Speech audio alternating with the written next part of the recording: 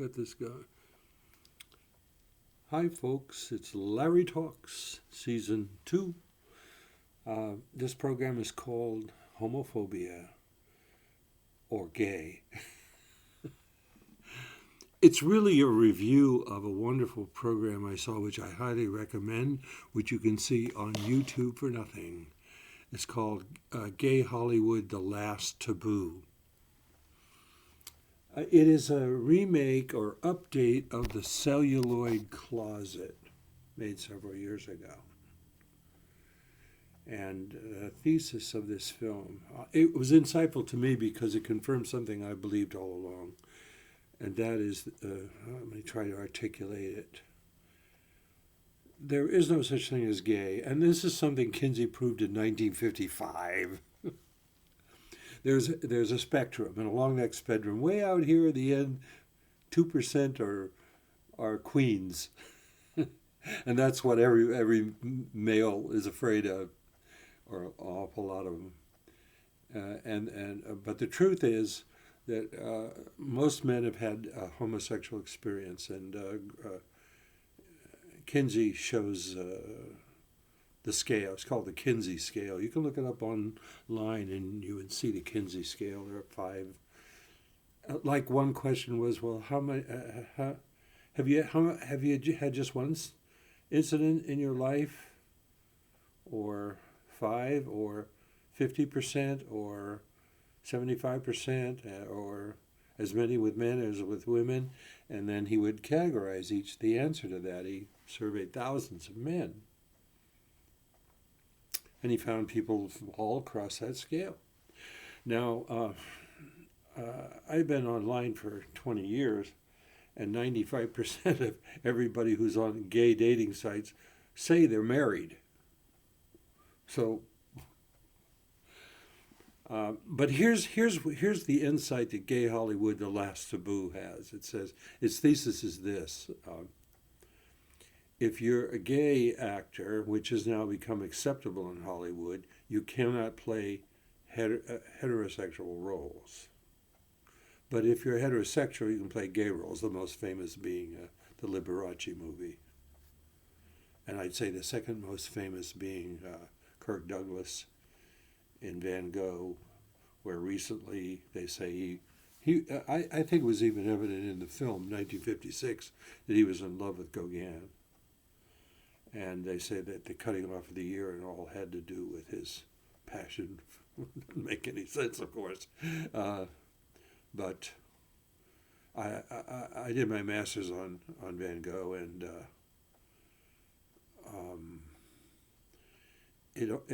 that portrayal by Kirk Douglas was one of the best ever. And John Wayne said, "How could you let yourself go like that?" Meaning, it's so gay, which by any standard, I think he was right. However, Kirk Douglas didn't have a problem, because Kirk Douglas and Van Gogh sexuality was one thing. And just like Marlon Brando, they made no distinction about hetero or gay. It was sex is sex. And this goes back to the Greeks and Romans. I taught art history for 33 years. And the Greeks and Romans never made a distinction. Let's get this light right. I have trouble with my eyes here. You see my eye? I should just, but I need to read these names that I'm going to give you from the film.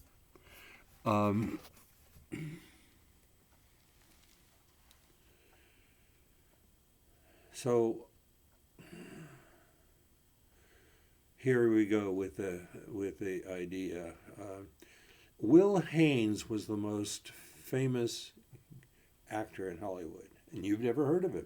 Why haven't you heard of him? Because he was out of the closet gay all his life. And in 1930, he was more famous than Valentino. And mayors said to him in 1930, either you get rid of your male lover or I'll fire you. And he said, well, sure, if you get rid of your wife. So he left, and he had a great career in home decorating for the rest of his life. But Cary Grant is the one that really threw me, because in the celluloid closet they say he was, oh, we don't know. But in this film they say, look, he lived with Randolph Scott for 10 years, got married, went crazy, went back to Randolph Scott, and they were, everybody knew they were gay lovers. Why is that coming out now? Well, because we can afford to, you know. And in the film they show Marlon Brando kissing James Dean. um, so what am I saying?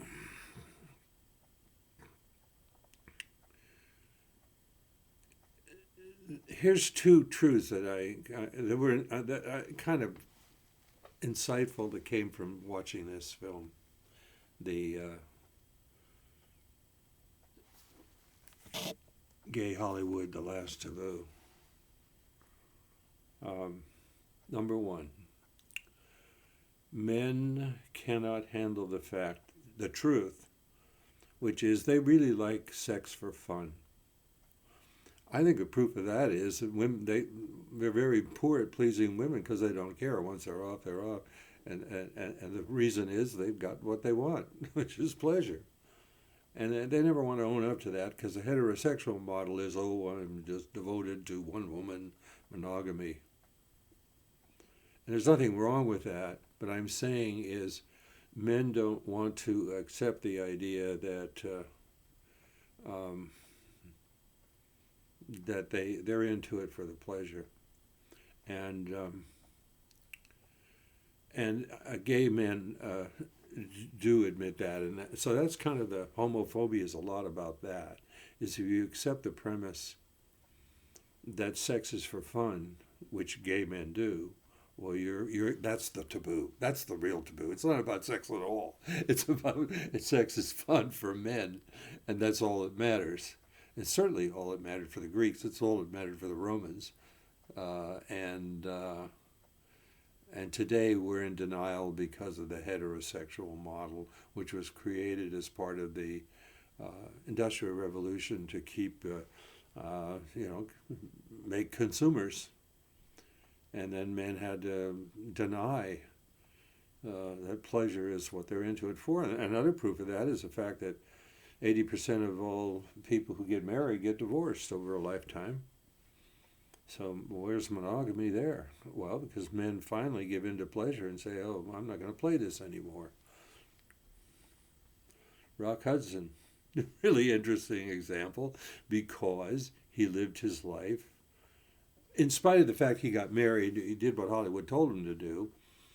He was totally out of the closet in terms of his private life. And so you can feel sorry for him. His ending was very sad because he died of AIDS. But he enjoyed his life. So my premise then, what other argument is there for this idea that, as I say, actually the film gives an argument, and the argument is this, that Hollywood would not, it had a taboo against gay actors being out. And Will Haynes was, and they threw him out, and you've never heard of him, but he was the most famous actor in 1930. And then you got John Wayne and, all the super macho guys. And Marlon Brando was bi, and so then the 70s comes along and they accept that it's all right to be gay. It's not a perversion. Then the problem is Hollywood says, well, we still can't accept anything other than heterodoxy. And so what they do at that point is they say, well, heterosexual actors can play gay people, but gay people can't play heterosexuals. And lead roles. And so that's the way it still is today, according to this film. I don't know. I think the film's very convincing, and I don't know a lot of the actors, but they do a good job of showing that. And so that's the idea. So homophobia is really about not about sex. I'm saying it isn't about sex because heterosexual men, number one, 95% of people on gay dating sites are married men. Are they homo? No, they're married. They've accepted the monogamy and all that bullshit. Um, so, so what are they trying to defend? Well, my premise is they're trying. It's not even about sex; it's about pleasure. And the reason they fear homosexuality is, oh, you let yourself go like that, and because for gay people, the primary purpose of sex is pleasure. And it's interesting that men don't mind seeing women having sex, and that doesn't bother them. Why doesn't it bother them? Because it's for pleasure. But they can't say that their purpose in having sex is pleasure when everybody knows that that's all men want. They're pigs. That's all they want. And they don't own up to it. So the taboo, homophobia, is really about men denying the fact that they just, and fearing the fact that if pleasure were the only purpose of sex, then their whole heterosexual model would be destroyed. And that's what homophobia is about. I guess the other thing about homophobia is effeminacy, and that's I don't have a solution to that.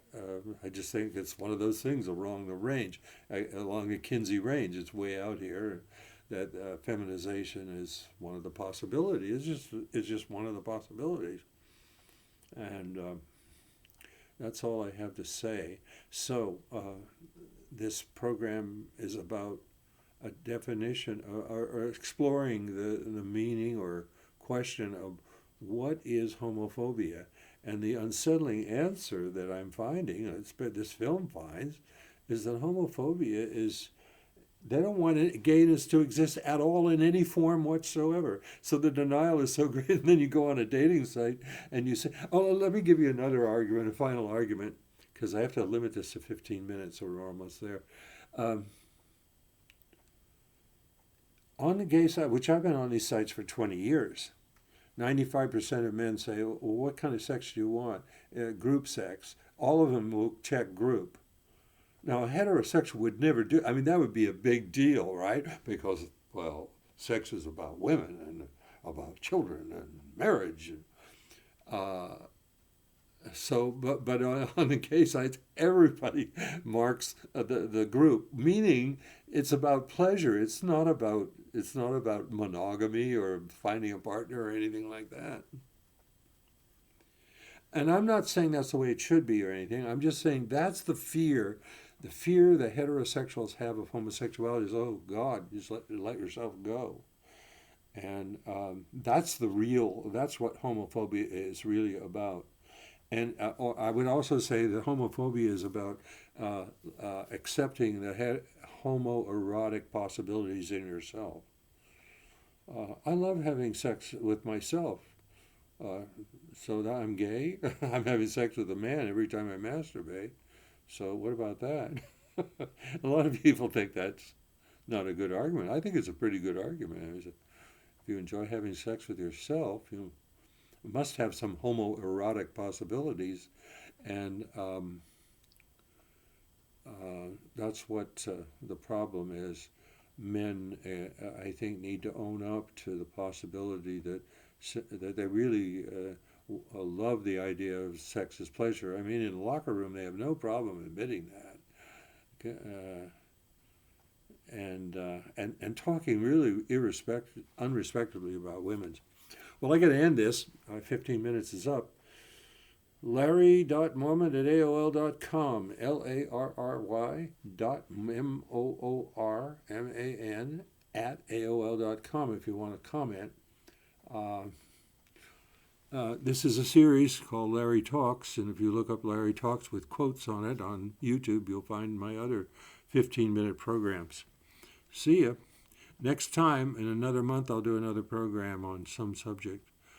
I'm going to do one on the afterlife.